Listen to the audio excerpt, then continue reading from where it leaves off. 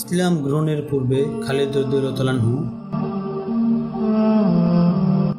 ইসলাম কবুল করার পূর্বে খালিদ রাদিয়াল্লাহু আনহু ছিলেন ইসলাম এবং ইসলাম প্রতিষ্ঠার হযরত মুহাম্মদ সাল্লাল্লাহু আলাইহি ওয়াসাল্লামের কঠোর দুশমন।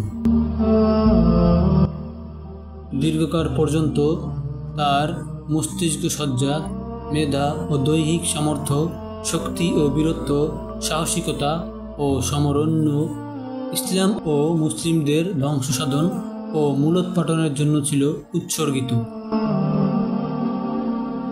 বদর যুদ্ধে তার রণনৈপুণ্য প্রদর্শনের সুযোগ মেলেনি।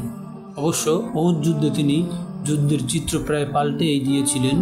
তবু এটা বাস্তব সত্য যে বদর থেকে নিয়ে হুদায়বিয়ার পর্যন্ত কোনো যুদ্ধেই খালিদ রাদিয়াল্লাহু আনহু বিজয়ী হওয়ার সৌভাগ্য অর্জন করতে পারেননি।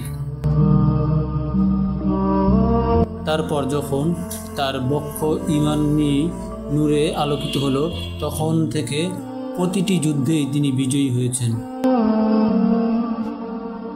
দরবারে রিসালাত থেকে তাকে সাইফুন মিন সুয়ুফিল্লাহ অর্থাৎ আল্লাহ তাআলার তরবারির মধ্যে একটি খেতাব দেওয়া হয়। এরপর থেকে তার সামনে আসতে দুনিয়ার শ্রেষ্ঠ থেকে শ্রেষ্ঠ সিপাহসালারও ভীত সন্ত্রস্ত হয়ে পড়ত। এই যে বিরাট বিপ্লব, এটা কিভাবে হলো, কেমনে করে হলো?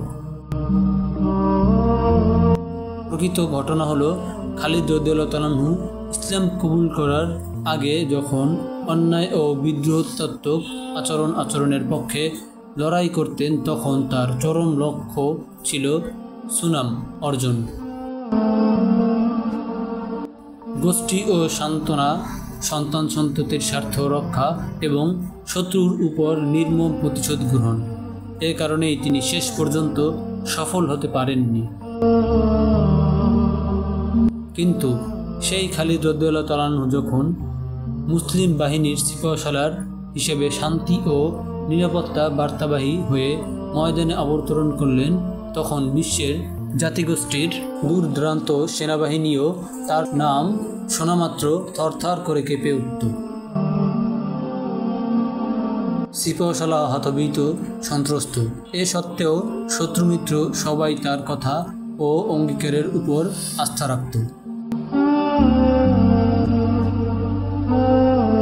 এই যে পরিবর্তন, তা কিভাবে কেমনি করে হলো, এ বোঝার জন্য খালিদ বিন ওয়ালিদকে নিকট থেকে দেখুন এবং এও দেখুন তিনি কোন দেশে জন্ম নিয়েছিল, কোন পরিবেশে লালিত পালিত হয়ে যৌবনে পদার্পণ করেছিলেন এবং কীভাবে শেষ পর্যন্ত বিশ্বজয়ী হয়েছিল।